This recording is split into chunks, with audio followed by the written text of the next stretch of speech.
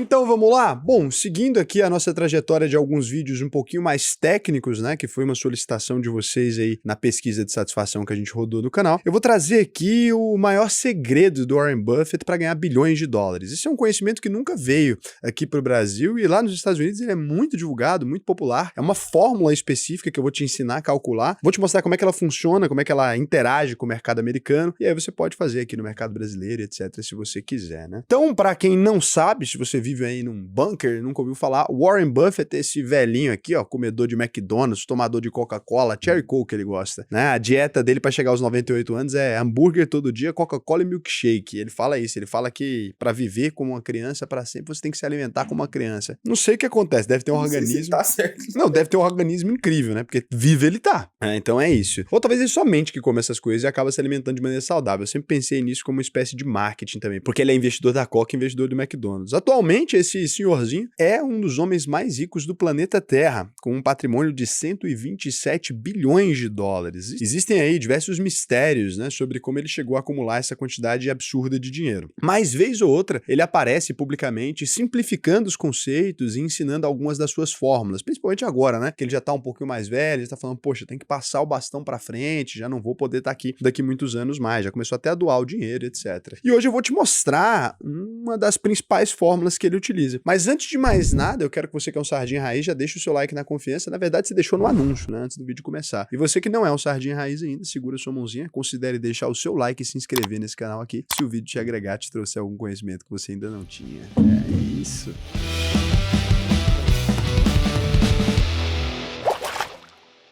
Agora o negócio é o seguinte, antes da gente explicar esse indicador, você precisa entender o que é a diferença entre valor real e valor de mercado. Então é assim, uma empresa, quando a gente fala que ela vale 100 bilhões de reais, o que a gente está querendo dizer, né? Ou vale 100 bilhões de dólares, a gente pega o valor da última negociação que foi feita, olha só. Então, a última ação foi vendida, por exemplo, a 20 dólares. E a gente multiplica pelo número total de ações que essa empresa tem. Então, se a empresa tem 1 milhão de ações e ela foi vendida pela última vez a 20 dólares, o que a gente poderia concluir? Você pega 1 milhão e multiplica pelos 20 dólares. Então, você chegaria ao valor de mercado dessa empresa de 20 milhões de dólares. Significa que essa empresa realmente transacionou 20 milhões de dólares? Não, porque pode ter sido negociada só 100 ações a 20 dólares ali. Mas isso é o que a gente chama de valor de mercado. E é por isso que quando você diz que o patrimônio do Elon Musk é de tanto, ou o patrimônio do Mark Zuckerberg é de tanto, aquilo é um exagero ou um pessimismo. Por quê? Porque pode ser que esteja no dia ruim, você pega ali e multiplica, as ações naquele dia estão baratas, você pega e multiplica o número de ações que ele tem pelo valor da ação no dia e você vai chegar no valor do patrimônio dele. É uma bobagem. Sempre que alguém te disser isso, né, por exemplo, o que a gente fez aqui com o Warren Buffett foi essa conta, 124 bilhões de dólares. É conversa fiada, não tem 124 bilhões de dólares na conta do banco dele, e se ele quisesse vender as ações, elas cairiam, então elas não valeriam jamais esse valor, A né? maioria do pessoal pensa isso, né? Quando você fala que o cara é bilionário, o cara acha que ele tem um bilhão na conta. Tem gente que fala assim, por que ele não pega o dinheiro e divide com o mundo? Esse dinheiro não existe, meu lindo, não tem o que fazer, tá? Nem existe esse dinheiro. E se ele tentasse vender as ações ou distribuir as ações dele pelo mundo, elas perderiam valor, porque as pessoas iam vender, e aí se todo mundo tem essas ações para vender, não acontece. Então a abstração, com certeza é uma abstração. Agora, isso aqui é o valor de mercado, que é essa abstração, em que não tem nada de errado, faz parte do jogo, né? Quando você fala que 1 quilo de picanha vale 50 reais ou 70 reais, você tá falando naquele supermercado específico com base na última negociação feita. Se você leva aquela picanha pro lado de fora do supermercado e fala, picanha 100 reais e alguém passa e compra, agora ela foi vendida a 100 reais, e não significa que ela valia 100 reais. A diferença entre preço e valor, esse é o preço. Então quando a gente diz o valor de mercado, ele se refere ao preço da empresa em determinado dia, não ao valor de verdade. Quando a gente fala do valor real de uma empresa, então,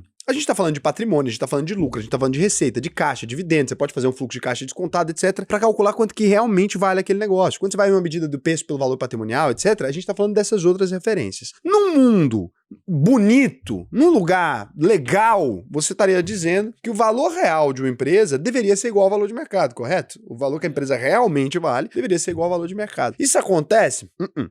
Né? O mercado, no curto prazo, ele age de maneira completamente racional, né? Tem gente que diz que ele age de maneira racional, mas ele age de maneira irracional e ele cria abstrações terríveis. Saudades aí, inclusive, de quando, minutos antes da falência, Saraiva teve um rush, né? Você vê que o mercado, ele é irracional. Agora, o Warren Buffett, ele olhou isso aqui e ele pensou assim, cara, se então o valor de mercado ele é essa abstração, o que é real na economia americana, né? Na economia estadunidense, que é ali onde o Warren Buffett estava? O que é real?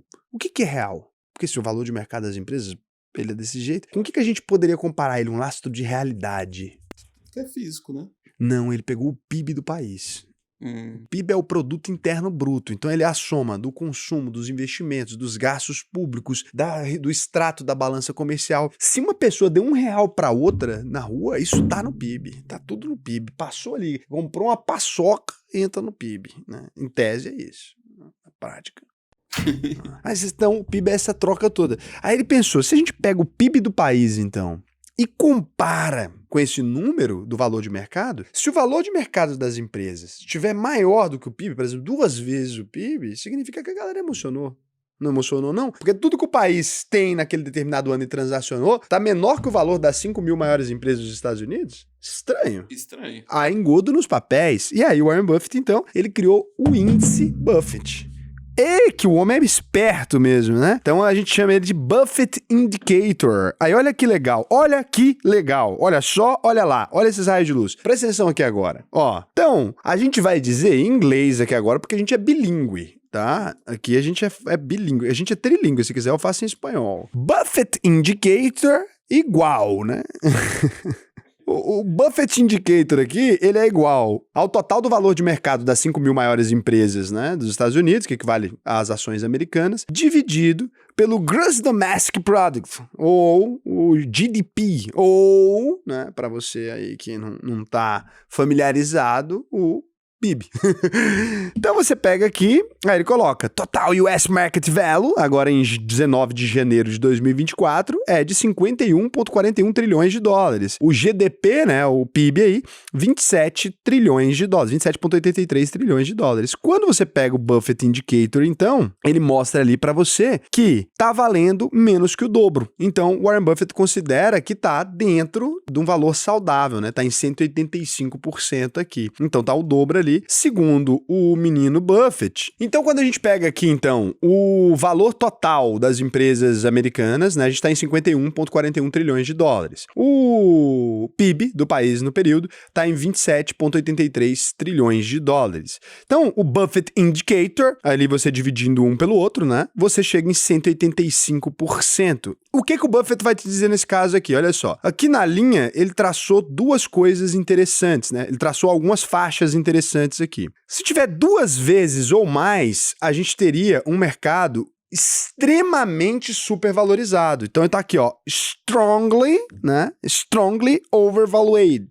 Então aqui, ó, tá strongly overvalued. Então você olha aqui, estaria, né, muito valorizado. Acima de um ou mais, ele coloca que tá supervalorizado, né? Então aqui, ó, supervalorizado. Já está supervalorizado, mas não está extremamente supervalorizado. Só tá supervalorizado e tá se encaminhando, né? Tá na taxa de 1,64, tá se encaminhando pro 2, onde estaria extremamente supervalorizado. Se tiver nessa Historic Trendline, tá dentro do horizonte normal, ou seja, 20% a mais ou 20% a menos, o Buffett considera aqui que estaria tudo bem. Então aqui ele já começa a chegar no passo de que a Bolsa de Valores americana, ela está um pouco mais cara do que deveria. E aqui ele diz que não te dá segurança, para você que é do Value Investing, ele diz que não te dá segurança para investir. Então olha que interessante, é óbvio que isso aqui para mim, tá? Eu tô dando aqui uma aula para vocês, teórica, eu não levo esse critério do Buffett, né, pra vida, eu não levo esse critério do Buffett pra vida, mas eu gosto de mostrar para vocês, porque eu sei que vários de vocês aqui são adeptos do Value Investing, eu ensino sobre o Value Investing, eu gosto de pessoas, eu confio nesse método também, não tenho nenhum problema com ele, eu só prefiro, né, encontrar boas empresas independente do valor, mas isso é uma teoria que a gente vai avançar depois aqui, lá na frente. Mas olha só. Então aqui, você teve, em 1982, foi a última vez que os Estados Unidos ficou extremamente desvalorizado, né? Quase extremamente desvalorizado, chegou próximo desse ponto. E depois disso, os Estados Unidos têm ficado frequentemente acima do valor. Ali em 2020 também, a gente acaba, na verdade, tendo uma flincada também, ó, menos 1,49, né? Então, tava levemente desvalorizado. Ele tava desvalorizado a Bolsa Americana. A gente não tem, em dados mais recentes, a Bolsa Americana desvalorizada. E daí, você pode juntar isso aqui com outro raciocínio. Por que a Bolsa de Valores americana não tem ficado desvalorizada recentemente? Daí, isso aqui pode ter a ver com isso aqui, ó. Você pode acompanhar também. Existe um indicador chamado M1, que é a quantidade, M1, né? É a quantidade de dólares americanos na economia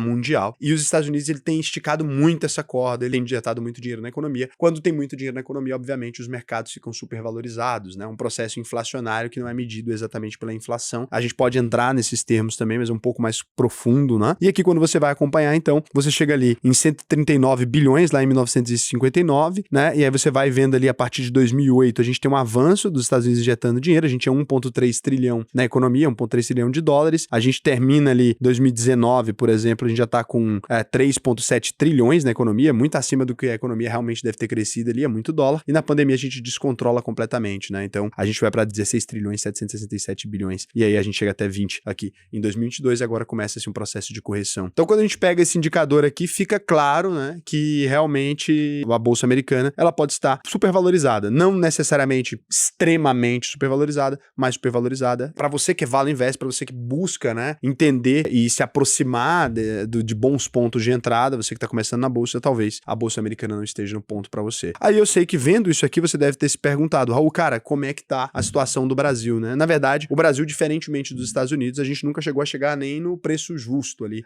pelas nossas ações, né? Então a gente tá sempre um pouco abaixo. A gente teve aí o PIB de 2023, né? O último PIB que a gente tem fechadinho da nossa economia, cresceu pouca coisa, cresceu uns 3%, mas era de 10,1 trilhões, seria o PIB ali de 2022, então foi esse o PIB que a gente tinha. E se você olhar, né, o valor das nossas empresas, então B3, o valor de mercado de todas as nossas empresas listadas, pra gente fazer a mesma conta, então a gente estaria hoje em 4 tri, né? Então a gente estaria hoje em 4 tri. Então aqui fazendo a nossa conta, né, a gente teria 4,6 trilhões, que é o valor de mercado atual das nossas empresas, dividido pelo último PIB divulgado, de 10,1 trilhões. A gente teria um dado, então, de 45%, né, a relação valor de mercado aí das nossas empresas com relação ao PIB. É muito pouco, o Brasil está muito abaixo. Só que antes de você cismar que, nossa, eu vou sair comprando então bolsa brasileira, é importante você olhar aqui, ó, o histórico desde os anos 2000, né? O Brasil nunca chegou a figurar realmente no 100%. O Brasil nunca chegou a ser precificado de maneira justa. Sempre foi um pouquinho desvalorizado, com exceção aqui para 2007, o ano que a gente é capa da Times, que a economia brasileira tá rushando ali, e logo em 2008 vem a crise e a gente começa de novo a ser o mercado emergente, né? Esse índice é tão legal para você ver que você tem até sites específicos, como o The Global Economy, que publicam a capitalização de bolsas, um ranking mundial, só para você que tem essa curiosidade, com relação às bolsas mais baratas e mais caras do mundo, né? Então o que você consegue ver é desde 1.777% em Hong Kong, a bolsa de Hong Kong, até o Irã, 508%, Arábia Saudita, 330%, África do Sul, 311%, Suíça, 270%, Estados Unidos, 193%, isso aqui é claro no ano de 2020, né, não agora em 2024, e você consegue ver aí também Singapura 187, Canadá 160, Raul, que hora que a gente vai achar o Brasil? Posição 24, né, realmente 66,96 lá atrás, agora ainda mais barato que em 2020, né, então a nossa bolsa, ela realmente está aí desvalorizada, né, não é uma bolsa que está num ponto alto, e você vê que mesmo ela dando margem lá atrás para você investir, se você tivesse investido, ela ainda teria se tornado mais barata ainda, a nossa economia não teve um amplo crescimento, diferente lá do cenário de 2007. Bacana, né, esse conhecimento, Vandinho? Caralho. Bacana. Então, se você quiser aprender, né, a investir mesmo, poxa, como é que eu faço, Raul? Quero sair dessa coisa do macro e eu quero ir pro micro, quero entender como eu faço uma avaliação de uma empresa mesmo, como que eu monto uma carteira e tal. Você pode se inscrever aqui a gente tem diversos conhecimentos desse, mas, cara, se você quiser pegar isso de uma vez ali, em 8 semanas, montar a sua carteira mesmo, o que eu vou te indicar? Você pode vir aqui, ó, alvp.com.br, clica no botão Faça sua análise de perfil, me responde como é que tá a sua vida financeira, o que você tem feito, o que você está procurando, quais são os seus objetivos. E aqui depois que você preencher isso aqui, em alguns dias a gente vai entrar em contato com você, pelo WhatsApp mesmo, você vai colocar seu telefone aqui, a gente tem acesso às suas respostas, né? Você não vai cair num golpe, pode ficar tranquilo, porque, Raul, como é que eu vou saber que são vocês mesmos? A gente tem acesso às respostas que você deu aqui no formulário, só você perguntar que você sabe que é a nossa equipe mesmo. E vai ser um prazer, se você for aprovado, te ensinar a investir no Brasil e no mundo inteiro. Cara, tem muita coisa que dá pra você saber, né? Lógico que isso aqui já te ajuda bastante. Se você tem uma carteira de investimentos aí mais voltada pro Value Investing, né? Você pode aplicar essa estratégia, começar a utilizar os momentos em que a bolsa realmente estiver mais barata. A gente até quer ver se a gente consegue transformar isso num gráfico das ações brasileiras, porque eu não encontrei nenhum site que fez isso. A gente está trabalhando aqui para manter esse gráfico sempre atualizado com as últimas projeções do PIB, etc. Então a gente está tentando fazer isso. O pessoal tem muito medo, né, Raul, de investir lá fora, e na UVP a gente tem um módulo só de investimento internacional. Só de investimento internacional. Então a gente também se ensina a investir lá fora, né? E, cara, tem outras linhas de raciocínio que você pode tirar para encontrar, mesmo em momentos de mercado de alta, você pode encontrar excelentes oportunidades e você pode encontrar empresas que crescem e performam acima desses indicadores. Então a UVP vai te ajudar bastante com isso, lembrando que a gente tem nossa própria plataforma também, então você vai ter taxa diferenciada, vai receber ali, né? Poxa, muito conteúdo, tem o livro da UVP, tem acesso à nossa comunidade, é muita coisa que você vai ter acesso e vale muito a pena realmente você fazer parte aqui. Então pode ir lá, vou deixar o link aqui na descrição para você, e esse foi um conteúdo um pouco mais técnico, eu peço desculpa, né? Às vezes por não ser uma coisa que, poxa, Raul, você explicou, mas eu não consigo entender, pode voltar nos vídeos aqui atrás, se tiver dúvida, só escrever Investidor Sardinha, o tema que você tem dúvida também, que você consegue encontrar, e eu vou ver se vocês tiveram alguma dúvida nos últimos vídeos, né? Porque a gente acabou respondendo algumas ali, mas sempre chegam dúvidas novas, então eu vou ver com relação ao que vocês me disseram aqui. O Thiago Nogueira Fontoura, 9323, disse aí há 3 horas, né? Pergunta no vídeo do 15 conselhos que eu gostaria de ter recebido antes dos 30 anos. Inclusive, vídeo que está sensacional. É um dos melhores vídeos aí que a gente já publicou. Todos sabemos que o Estado tem poder para reter, aprender e tomar dinheiro de qualquer um, ou mesmo desvalorizar a moeda a ponto de valer quase nada somente para atrair investimentos externos, assim como ocorreu algumas vezes na história. Existe alguma garantia que o Estado não irá se apoderar das riquezas dos brasileiros em um possível conflito internacional, como forma de proteger as suas riquezas, assim como os Estados Unidos fizeram com o ouro no ano passado, onde todo o ouro era confiscado para o Estado? E se isso é possível, a maneira de proteger parte do patrimônio são criptomoedas, ou existem formas seguras de proteger o patrimônio sem ficar à mercê do Estado? Bom, de fato você está correto, é possível que isso aconteça, acho improvável no contexto atual do Brasil, mas no Brasil até o passado é incerto, né? Estão mudando até a história. Então, possível eu não dou meu nome em risco pelo Estado. Isso é possível em qualquer país, não só no Brasil, como você mesmo deu exemplo, né? O confisco do ouro nos Estados Unidos. Agora, no momento atual que a gente está da economia e da realidade do país, eu acho improvável. Uma forma de proteger o seu patrimônio seria, sim, criptomoedas, outra forma é ouro físico, né? Você pode esconder também, se tem um patrimônio grande, você pode esconder ouro físico. Agora, nunca aconteceu na história do Brasil e nem dos Estados Unidos e, poxa, em lugar algum minimamente civilizado, né, um confisco da Bolsa de Valores ou alguma coisa desse gênero, das ações, porque elas representam também, né, uma parcela dos representantes do Estado. Então, muitas vezes os deputados, os nossos senadores que estão ali, eles também são empresários. Se eles criassem uma lei para confiscar ações, eles também perderiam os investimentos deles. E todos eles também têm fundo de investimento, etc. Então, uma forma que eu acredito de se proteger é que a lei está sempre do lado dos que comandam ela, né? Então, a gente pode ficar junto com eles, investir junto com eles é um processo que eu tento fazer. Paulo Simões, 5045, pergunta, Raul, quando você falou de bancos digitais, não chegou nada a comentar sobre o Mercado Pago. Utiliza essa plataforma para deixar o dinheiro, pois possui rentabilidade de 100% CDI e não cobre IOF. Agora eles lançaram um rendimento de 105% CDI para quem deposita pelo menos R$1.000 por mês, sem obrigação de manter o dinheiro lá. Será isso mesmo? Você poderia analisar e dar sua opinião? Olha, o Mercado Pago, até onde eu sei, ele não é um banco, né? Ele tem uma parceria com a Orama, que ele tem um acesso a alguns investimentos que ele oferece lá, e ele tem uma conta digital. Por isso que eu não avaliei ele como banco ali, porque ele não chega a ser um banco ainda, né? Eu acho que ele está num processo de bancarização, ele começou ali para os clientes e tal. Sinceramente, não é uma plataforma que eu usaria, não. Eu prefiro usar sempre as coisas nativas para aquilo que elas existem, né? O Mercado Pago é um meio de pagamento que está tentando ser conta. Então, nasceu com outra finalidade e está implementando essas finalidades ainda. Hoje em dia eu não considero o app bom, não, e por isso que eu não coloquei ele na avaliação. Mas quem sabe quando ele virar um banco, a gente pode trazer uma avaliação completa dele aqui. Então, beijo pra vocês, até amanhã.